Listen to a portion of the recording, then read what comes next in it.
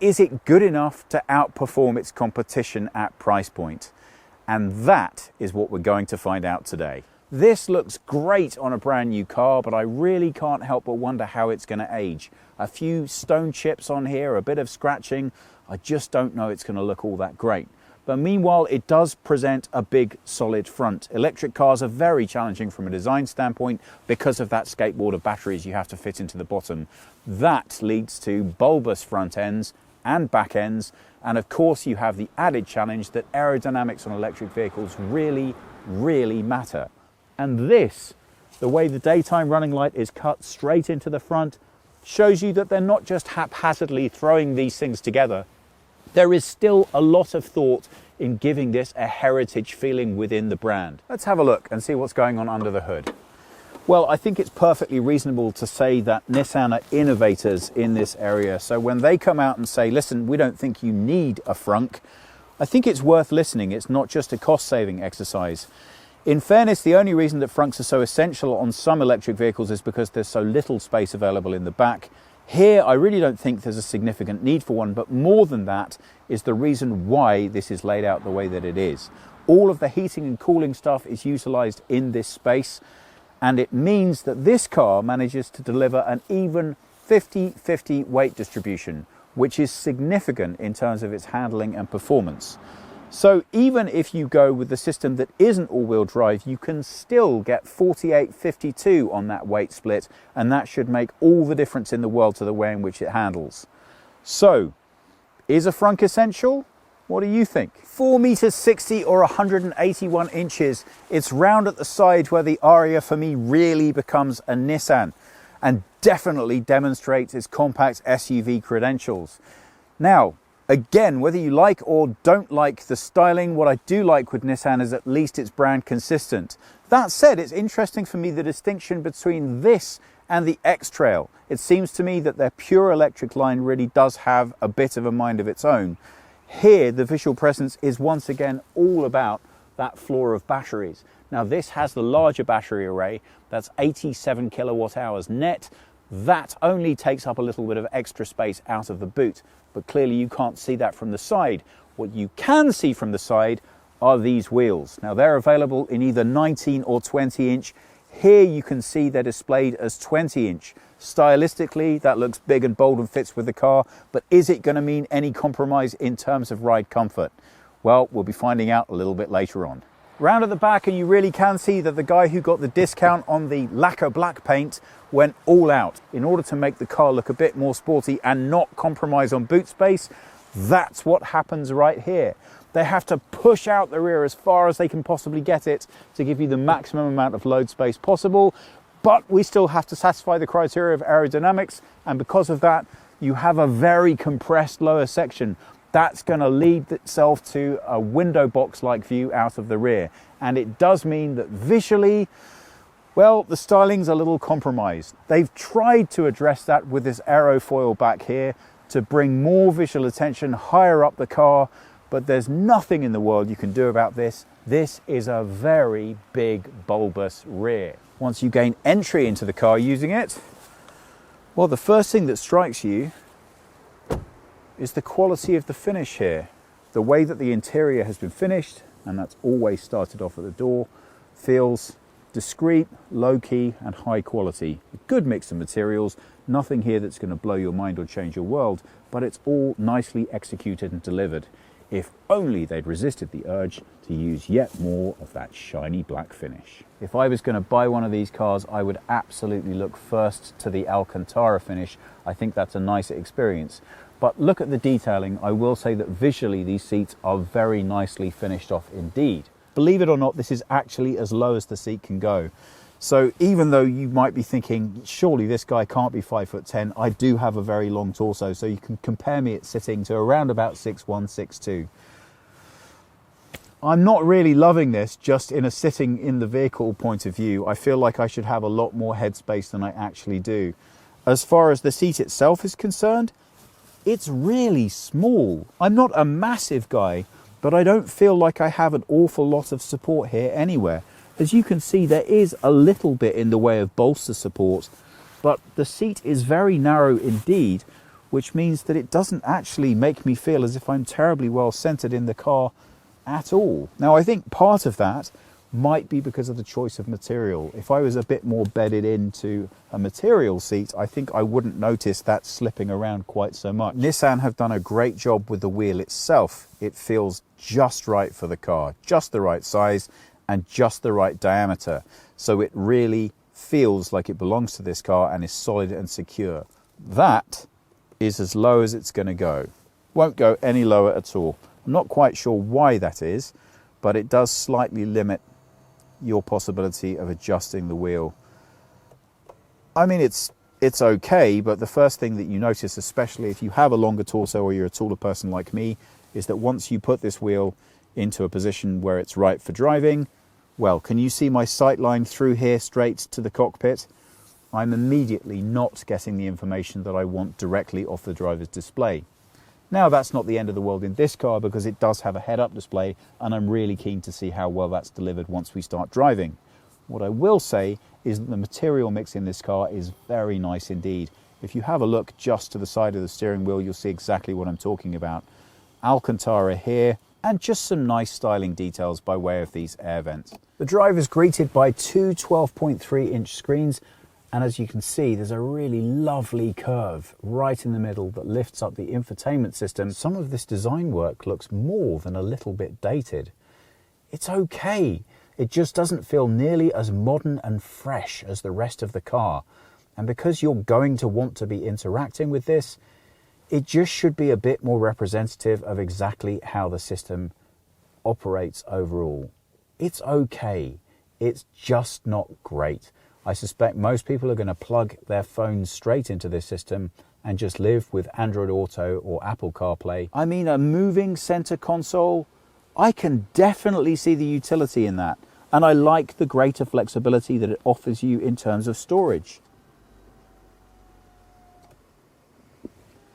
Now, I don't know about you, I've got 3 kids at home, and I can tell you that while I'm in a shop that they're not going to join me in because they'd rather sit in the car, this is what they're going to be doing endlessly. Well, I did say that I like the added utility of having a movable center console that gives you access to this space below. You can put an extra mobile phone down here. As you can see, there's USB-C and standard USB-A charging, and even a nice little bit of cable management. And look at this, a 12-volt charge point. Now, none of that looks particularly nice, so I do like the fact that I can make it all magically disappear as I bring my center console forwards. And speaking of center console, things I like, this material finish is excellent, and it goes really well with this material that matches the rest of the inside of the car. The adaptive drinks holders, well, they usually feel pretty cheap and plasticky in most cars, and I do appreciate the fact that I can hide them out of the way when I don't need them. As you'll already have gathered, I passionately hate capacitive buttons, especially ones that I essentially need to use. Note here the e-pedal button and the drive mode selector. Yes, it looks good, but I don't need it to look good. I need it to be quick and easy to access while I'm driving. First thing to notice, well done Nissan, a really great wide approach angle on this rear door. I'm always very excited when manufacturers do that because obviously lots of people face different physical challenges, and it makes it much easier for those people, dare I say, older people, to get in and out of the car. So that's really nice. Well, first things first, my goodness, the same stiffness in the seats as you get at the front, possibly even a little more so. So if you didn't like it up front, you're definitely not going to like it back here. And the material has the same slidey quality and same lack of any kind of dip into which you sit. Well, there's a good reason why that's an advantage, and that's because, unlike many other cars, the middle is actually functionally useful on here. Bizarrely, I don't think that the headspace back here is any less good than the headspace up front. So actually, you know what? You really can fit 5 people in this car. This central tunnel is in its forward position. And again, this is what really helps us to fit 5 people back here. With it right the way back, the car is much better configured for 4 passengers. But I like the way that the passengers back here have been thought of. It's nice to have different charging solutions, and of course the luxury of heated rear seats as well. Once you get into the boot of the Ariya, you actually get quite a pleasant surprise. What you're looking at is 415 litres of load space. And that's because this has the bigger of the two available batteries. If you go with the smaller battery, front wheel drive only, then you get up to 470 litres. And the space is really well utilised here. So this opening that you can see right here is 1 metre in diameter. That's around about 3 foot and 4 inches. And the available depth is just a little bit short of that. So again, 1 metre or about 3 feet and 4 inches. The height is about 65 centimetres, so about 2 feet, just over 2 feet. So you've got a very decently proportioned boot, and Nissan have utilised the space really well. Here we have cable storage and of course part of the stereo keeping you company back here. Slightly further up, another storage area for tools. The rear seats of course fold flat in a 60/40 configuration, but interestingly that is something that you can only do from inside the car. But when you have, they almost fold more or less flat, and as you can see, you have ample storage space throughout this vehicle, even with the larger battery stored below. The car we're driving is the Ariya e-4ORCE Evolve. That's the top model. It's got the 87 kilowatt battery, the big one, and all-wheel drive. If you haven't seen Thomas's clip, he took out the front-wheel drive, smaller battery version. So this then should be the biggest, best and most impressive of everything that the Ariya has to offer. First thing we need to talk about is the driving position and comfort. I'm 5'10" or 178 centimeters, but I do have an especially long torso and short legs. That means I'm always towards the front of the vehicle. And in this car, that represents a little bit of a challenge. Now, we all know that if you have a panoramic roof, that's going to cost you at least an inch off the height of the vehicle. In a modern car, that generally isn't a significant problem. But in this car, I have to tell you, this seat is set as low as it goes. And as you can see, if it weren't for the fact that the roof liner was pulled back, then my head would be slightly squashed against the roof. Obviously, I like to sit facing forwards for driving. Facing forwards, you know what I mean. But there is no way that I can get comfortable in this car without the fact that my head is buffeting up against the roof. Because of that long torso, you can compare me at around about 6'1" to 2". Long story short, if you're a tall guy, I just don't know that you're going to manage to feel that comfortable in this car. As I said, I can't make the seat any lower, so it really is a bit of a problem, and I'm surprised that they've designed it that way. Now that brings me very nicely onto the seats. Bit of a hit and miss affair here, if I'm completely honest. They have a very firm feeling to them, which is not usually a bad thing. Obviously, that's better for dynamic driving, but what's curious here is the mix of that firm seat with literally no side support at all. So it's a slightly odd sensation. I think the lower down spec with the Alcantara seat is going to be a much nicer seating experience, and possibly will also give you a little bit more cushioning. My very first impression of driving this car is that the steering feels a little on the light side, but where the car comes into its own is the way in which it delivers the feedback from the drive and that lower center of gravity because of the batteries.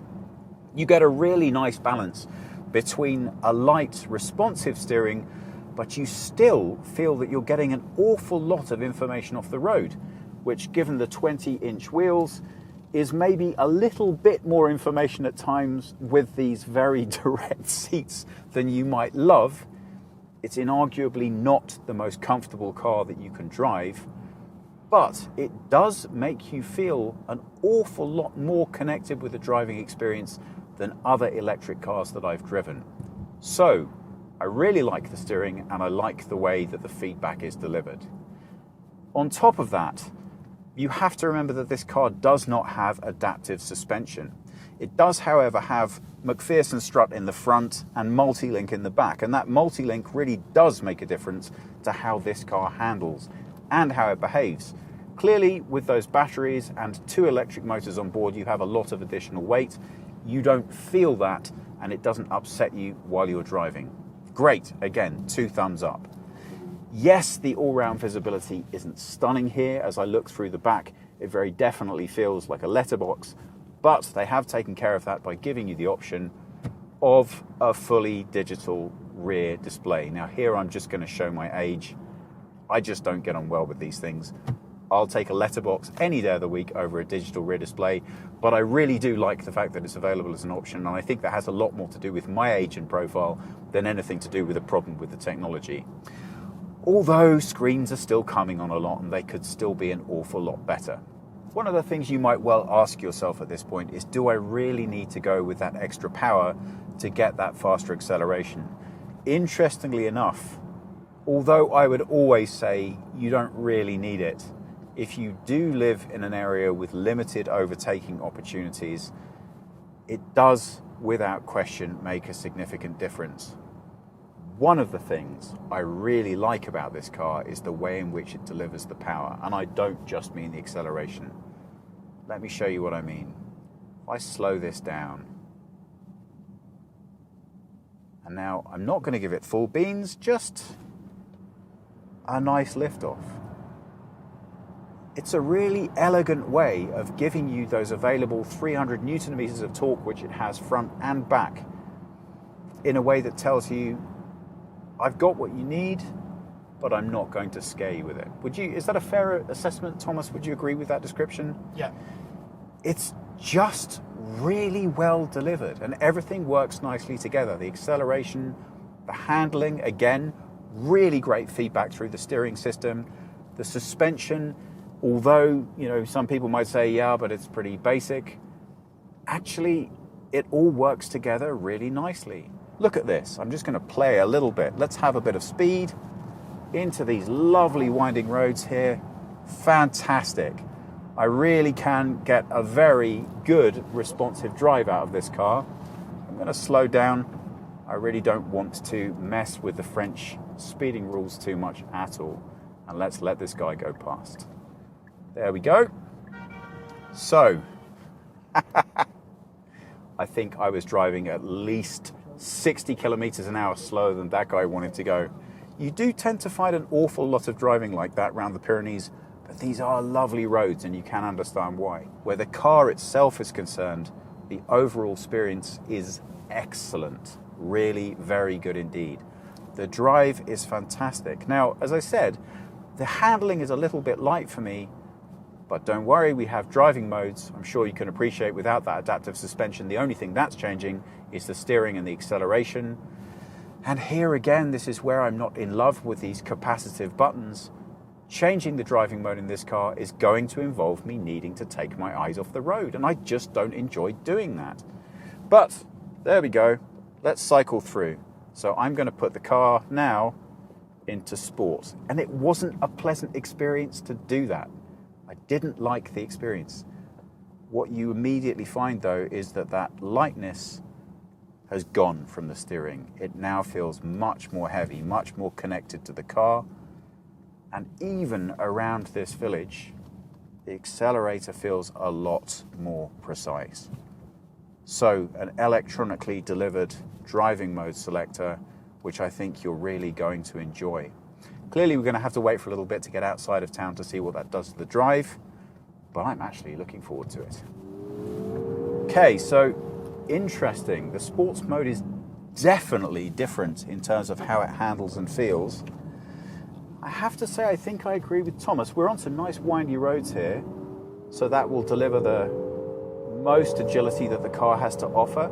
I think I prefer the standard driving mode. Although this steering is now heavier, which you could argue corrects one of the things that I didn't love about it, the lightness of the steering, it doesn't feel like a good representation of the car. Clearly this isn't a sports car. I don't think this adds anything to the experience at all. And although it's nice to have that increased effect with the acceleration, you can achieve that in the standard driving mode anyway, just by using a little bit more weight on your foot. So I don't think sports gives you anything you particularly need. Let's slot this back down again into normal. And again, I really hate changing these modes. It doesn't feel natural or good. You also may just about have been able to pick up on the microphone the change in sound in terms of how that acceleration is delivered. For me, this car was refined and perfected in its drive in standard mode. I see no reason to ever leave it for performance. Yes, the steering's a little light, but it accurately reflects the car and the drive is great. And that power's all there when I want it. I just put my foot down. There's the e-pedal. It's actually a lot more refined than the last time I drove this tech in Nissan. So I'd be really interested to see if they've rebalanced this just for this car. That's a lot smoother. What we'll have to see, if I can do this without irritating the guy behind me, is what happens when I really get this slow down. That's been a problem previously. Once you hit the bottom end, no, it's much better. That's pretty good. How's that as a passenger, Thomas? Seems to be good. It feels a little too urgent. How's that for comfort? Again, if the seats were more comfortable, you wouldn't notice that so much. Yeah. I think that's pretty nice though, no? It is. Yeah. Seems to be. Ah, thank you, Nissan. That's great. So I actually think they have tweaked this for this car because it feels to me like a much softer delivery. And that's really good news because I would like to be doing more one-pedal driving provided I can do so without the discomfort of my passenger. I think that's key for me. That's my distinction. If I can drive around town with one-pedal driving and feel that my passenger is getting the same degree of comfort of drive as they would have in standard driving, then I'm happy. And I have to say, this is actually really good.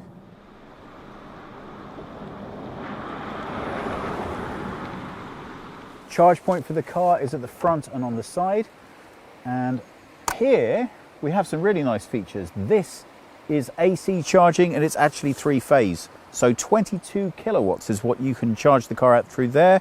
Down below you've got DC charging and that delivers 130 kilowatts of charge. That's going to allow you to take your car from 10 to 80% in around about 35 minutes. We ended up amazingly with a kilowatt hour number of 17 per 100 kilometers driven, which amounts to 27 for every 100 miles.